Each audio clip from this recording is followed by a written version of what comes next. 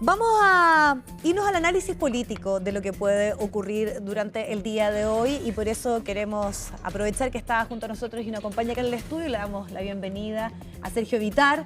Gracias por estar junto a nosotros en esta jornada que muchos, Sergio, catalogan como histórico. Cuando estamos esperando a las 6:05 ya probablemente en algunos minutos más empezar a tener ya un balance, una actualización. ¿Qué se está jugando hoy Venezuela y también América Latina en este proceso eleccionario, a su parecer? América Latina es la que tiene que tener mucha atención porque si se instala, digamos, por fraude o lo que fuera, una derrota de hoy de la oposición, el impacto latinoamericano es muy grande. Porque Venezuela es el único país de América del Sur a estas alturas con una dictadura que puede tener una cara de democracia disfrazada. Entonces, es muy importante para América Latina en un periodo en que están todas las democracias latinoamericanas con bastantes dificultades, para qué hablar de Estados Unidos también y Europa, con criminalidad alta, con problemas de inmigración, con problemas económicos y de gobernabilidad. Así que para nosotros, los chilenos, tenemos que ver esta elección casi como si fuera una elección chilena. Lo que ronda y está presente, o la gran duda, la gran pregunta, y es cosa de revisar muchos medios internacionales, es si se puede alterar el resultado o cuán fiable es el proceso eleccionario. Hemos escuchado que si hablamos de la votación electrónica, incluso analistas dicen que hay ciertas garantías, pero sin duda que el Consejo Nacional Electoral, el CNE, que está formado principalmente por representantes del chavismo, es el que plantea mayores dudas respecto a lo que puede ocurrir hoy. Estoy pensando solamente en el proceso de las elecciones propiamente tal y el reconocimiento de una derrota o no, en el caso, por ejemplo, del chavismo. Bueno, la información que tenemos, y estamos muy al día, porque yo viví exiliado en ese país muchos años, y escribimos después un libro de transiciones democráticas y hemos ido a Venezuela a mostrarlo, y con los venezolanos acá que hemos invitado. Entonces seguimos muy de cerca esto. De acuerdo a la información técnica, son confiables las máquinas. Ya. De acuerdo al análisis político, no es confiable el gobierno, y menos el Consejo Nacional Electoral. ¿De ahí cómo se equipara? Tenemos confianza en la tecnología, pero en el ente, como podría ser nuestro CERVEL, está la duda. Hay hoy día un poquito más de esperanza en medio de un país en que el gobierno no genera ninguna confianza, porque ha declarado Edmundo González que tiene apoderados en todas las mesas. O sea, observarían el conteo de los votos también. ¿Qué puede ocurrir? Muy parecido a lo que temíamos nosotros en el plebiscito del 88. Yo creo que es un paralelo que los que acordamos de ese tiempo tenemos que hacer. Es que no sabíamos qué iba a pasar después del conteo. Entonces montamos nosotros un sistema paralelo de conteo. Y hasta yo estaba a cargo en mi partido del conteo y de la situación y teníamos mucho temor, tan fuerte el temor que la primera aparición hace el subsecretario Cardemil en Chile y dice, va ganando el sí, Pinochet se queda, y nosotros sabíamos que era casi imposible, que debe estar en la misma situación Venezuela viviendo ahora. Entonces, puede ocurrir, y después hubo un corte de luz. Yo dije que hasta aquí llegamos. Y la transmisión, y ya sabemos muchas de las cosas que pasaron en el proceso. Acá puede pasar lo mismo. ¿Qué va a pasar entre el conteo de los votos y el Consejo Nacional Electoral? Esto puede durar, podría ser a las 9 tener algún primer conteo, o puede ser mañana. Y eso está absolutamente discrecionalmente de un sistema que no es confiable desde el punto de vista político. Heraldo Muñoz, con quien vamos a conversar también en algunos minutos más, pensando en las deportaciones, bueno, también hay ahí también una disputa si se hicieron las solicitudes formales o no respecto a cómo podían entrar los observadores internacionales. No es algo que solamente afecta a nuestro país, sino también de la Unión Europea, para qué hablar también de Estados Unidos, de Panamá. Dijo una frase, la voy a citar textual, es que ni el dictador Pinochet se atrevió tanto con los observadores internacionales. ¿Usted coincide con él?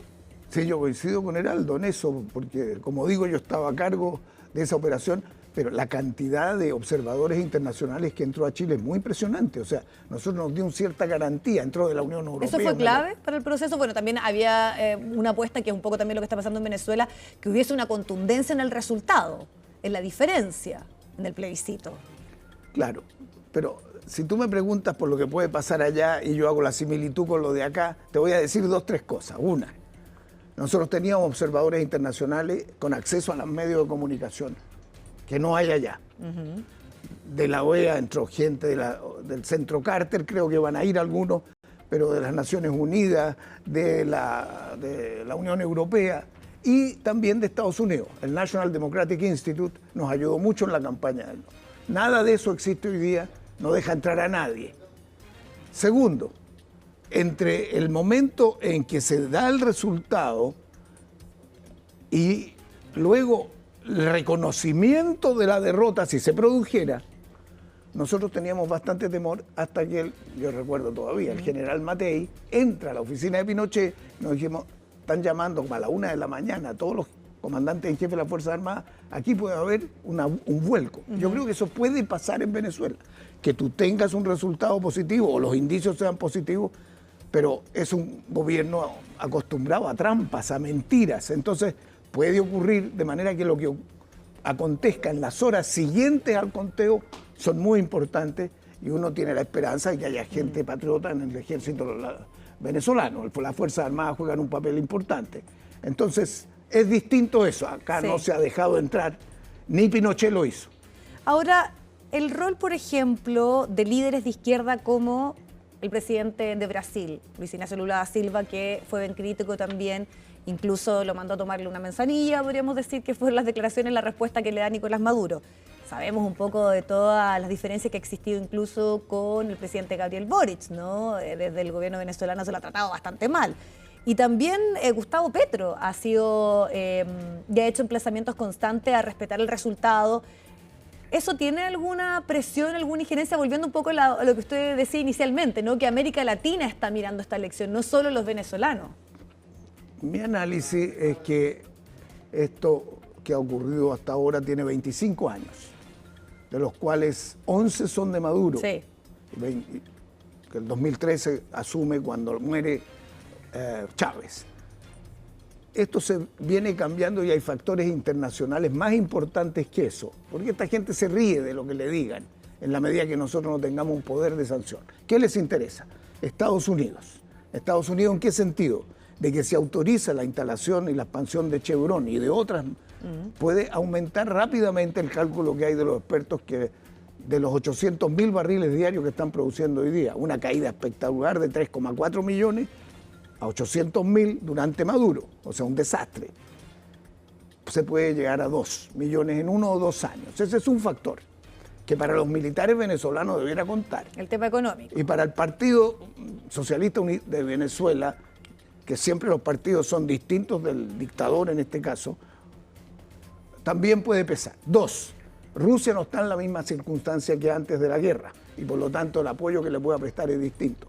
China está con problemas serios también por el tema de la pugna con Estados Unidos en materia tecnológica, de los chips, en materia de Taiwán. Entonces, el cuadro internacional para Venezuela es distinto. Luego, Cuba, que siempre ha sido un apoyo a la política que ellos han seguido, incluso del control de la policial, está en una situación absolutamente desastrosa. Está saliendo, sigue saliendo gente, han salido como 2 millones de cubanos en los últimos años, 2 años. Entonces, el cuadro estratégico de Venezuela es mucho más delicado. Y entonces eso pesa desde el punto de vista internacional, a mi juicio, más que las declaraciones de la Unión Europea o de las decisiones de América Latina. El tema económico. Don Sergio, lo quiero invitar a que vayamos un poco acá a la comuna de Providencia, lo que está ocurriendo con los venezolanos que residen en nuestro país, para que tengamos un reporte, porque como sabemos a las 6 de la tarde cerraban las mesas, ya son las 6:14 y vamos a volver para seguir en el análisis. Ahí estuvo esta mañana. Estuvo esta mañana, así que vamos a preguntar qué ocurre a esta hora. Ahí está Magdalena Fuenzalía, con quien ya retomamos la comunicación. Mane, ¿qué tal? Hola, bueno, hay que decirlo, es un ambiente bien emocionante, las personas han estado cantando y de hecho cuando fueron las 6:01 se hizo este último llamado de mesas, el cierre, y ahí finalmente las personas aplauden. Fue un momento bien emotivo para todos los que estaban presentes, ya que marca el cierre de este proceso, pero que ahora viene la espera de los resultados, ¿no?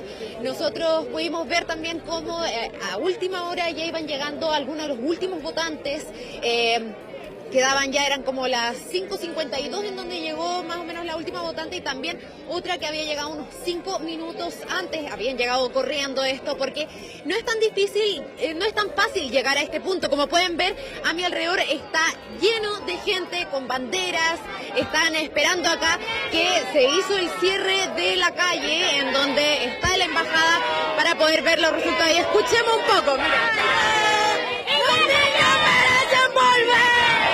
están viviendo este momento? Con mucha fe y esperanza. Los niños. Ahí, como pueden escuchar, es un poco difícil porque hay mucho movimiento, mucha emoción. Los cánticos están relacionados en relación a la libertad, es lo que se puede escuchar, la emoción del momento. Nosotros continuamos viendo, por ejemplo, hay varias personas que se encuentran alrededor. Hola, ¿cómo están?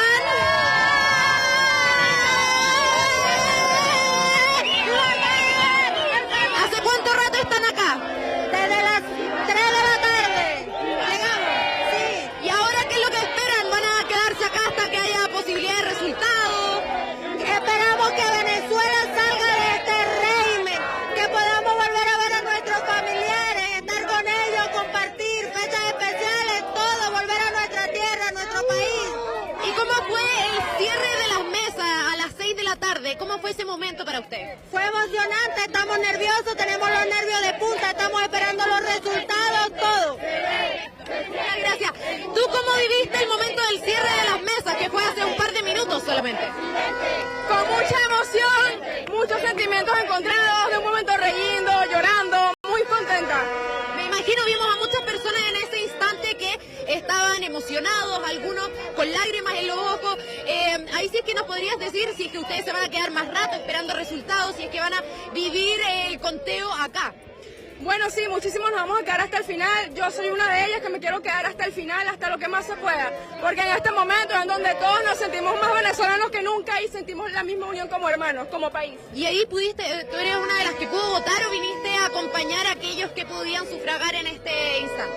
A acompañar, porque así como muchos venezolanos tampoco pude votar. Quería votar, pero muchos no logramos inscribirnos. Así que estamos igual apoyando. Muchas gracias. Bueno, ahí pueden escuchar cómo algunas personas dicen que se van a quedar hasta, bueno, lo que se necesite quedarse para conocer los resultados y que puedan vivirlo también en comunidad, ya que es el motivo por el que se han llegado a reunir acá en Providencia, específicamente en la Plaza Pedro de Valdivia.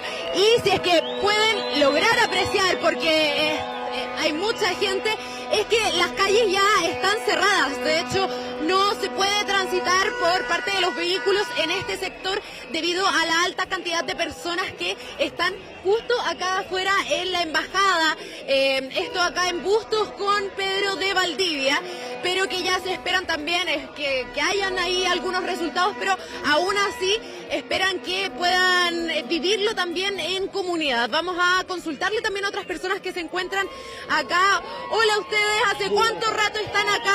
Todo el día aquí apoyando a Venezuela, apoyando nuestra libertad, apoyando de que el dictador Nicolás Maduro sale de Venezuela. Hoy es un hecho histórico de que todos los venezolanos en todas las partes del mundo estamos unidos en Venezuela, en todas partes, para votar, apoyar nuestra democracia, la democracia de todos nosotros los venezolanos. Y le damos gracias a Dios, la Divina Pastora, que este triunfo es inevitable. Venezuela es libre, ya no tenemos dictadura. Dios mediante, el mundo presidente. Bueno, ahí escuchamos entonces las declaraciones de personas que van a esperar acá vivir los resultados, el primer boletín que se entregue, que dicen que debería dar quizás luces de los resultados, pero que aún queda un tiempo, no saben con exactitud cuándo podría ser.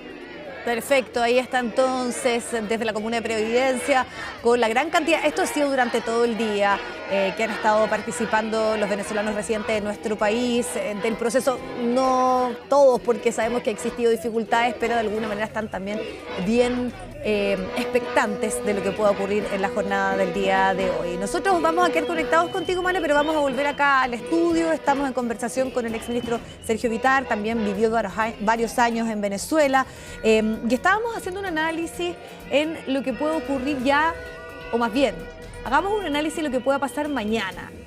en cualquiera de los dos casos, es un proceso que va a tomar, por lo menos de acá al 10 de enero, varios meses. Esa transición, ya sea, por ejemplo, que gane Edmundo González o que exista una continuación en el poder de Nicolás Maduro. Pero ¿qué puede pasar en estos meses en una Venezuela que hoy, a lo que ocurría en otros años, tiene mucha expectativa en que puede terminarse todos estos años en los cuales ha estado Nicolás Maduro, 11 en el poder? Pero la duda está en los otros poderes, en el legislativo, donde sí tiene una mayoría, en el tema de la justicia, en los gobiernos locales. Lo que va a pasar, Viviana, en las próximas horas es un primer foco y es fundamental. Se entregan los resultados. Dependiendo de la magnitud de las diferencias y de la credibilidad de los resultados, tú vas a ver un reordenamiento de posiciones. Y en ese reordenamiento de posiciones las preocupaciones son ¿cuáles? Cualquier trampa que pueda realizar Maduro y su equipo. No sería una sorpresa. ¿Qué pueden imaginar? ¿Cómo lo pueden hacer? Es un escenario que hay que tener presente. Si producido el resultado, estamos en lo que sería el mejor escenario, un triunfo muy amplio de la oposición. A pesar de que los 7, 8 millones de venezolanos que hay afuera van a votar solamente 60.000. O sea, imagínate esos 3, 4 millones que votan y son jóvenes, y son gente preparada. Si esa diferencia es grande, si no ha habido conversaciones antes, yo supongo que las ha habido, con las Fuerzas Armadas, o por lo menos las Fuerzas Armadas analizando que el país es más que Maduro, que dura más tiempo y que tiene intereses económicos y políticos, institucionales de otra naturaleza. El partido es distinto de la persona. ¿Qué va a ocurrir en esos momentos? Es una pregunta. Y la segunda, si la oposición venezolana mantiene la unidad que ha tenido para la elección en la etapa de apertura de un gobierno nuevo, que va a tener necesariamente que negociar muchas cosas con el que está, porque el que está va a preservar el Parlamento con mayoría. Tiene la Corte de Justicia, tiene la Corte Electoral, tiene gobernadores, tiene alcaldes, tiene concejales, como acá, tiene el Ministerio Público, mayoría, control, hoy, que le da hasta el año próximo, que hay las elecciones parlamentarias, va a ser el 2025. Entonces, ese ajuste va a ser un pacto, cómo va a ser, quiénes lo van a conducir, ese es un momento fundamental. Y le quiero agregar porque ya en los análisis y planteamientos de especializados y entendidos en la materia hablan que incluso en el caso de González y Machado ya han planteado un cambio relativamente sereno, tranquilo y sin persecuciones judiciales. ¿Eso puede estar también siendo parte de ese proceso de transición? Porque hay que mencionar que se habla de una posible amnistía para algunos jerarcas chavistas, hay algunos que están con órdenes de arresto internacional. Entonces, ahí me imagino ya algunas conversaciones previas que puedan marcar un poco todo este proceso de transición, que son varios meses. Estamos hablando del 10 de enero, ¿quién tendría que asumir en el gobierno, claro, dada la decisión que tomen hoy día los venezolanos, ¿no? Eso que dices tú es muy importante porque como se adelantó la elección, no se adelantó el momento del traspaso del mando. Entonces, la elección en julio y el traspaso del mando en enero del año próximo. O sea, hay un lapso ahí, como ocurrió con nosotros. Ganamos el plebiscito en octubre del 88 y la dictadura se quedó hasta marzo del 90, más de un año. Y ahí tomaron unas decisiones que nos ha costado mucho después democratizar. Sí, claro. Entonces, en este caso, a la pregunta tuya, amnistías. Ha habido discusiones con Estados Unidos. Le escuché a un dirigente norteamericano que tuvo alguna relevancia incluso en nuestro tiempo, que se podría hablar de una amnistía. O sea, Estados Unidos, viendo los problemas geopolíticos, también quiere cuidar el petróleo en la zona de su influencia. Porque hay dos empresas más que están produciendo petróleo allá, además de la norteamericana, que son una rusa del Estado Rosneft y la otra China. Entonces, ese es un tema geopolítico no menor. Pero uno de los temas de la transición es lo que se llama la justicia transicional. Y normalmente enfoca dos temas: la violación de los derechos humanos y la corrupción. Son los dos grandes temas que en el libro que hicimos, para los que les interese, se llama Transiciones Democráticas. Estudiamos 9 transiciones en el mundo y entrevistamos a los presidentes que hicieron las transiciones. Hay casos distintos. Hay unos casos, tal vez el chileno, más claro y firme en materia de derechos humanos y condena. El de Sudáfrica, que ocurrió 4 años después, que Mandela incluso consulta sobre el sistema chileno cuando Elwin crea la comisión de desaparecidos y muertos,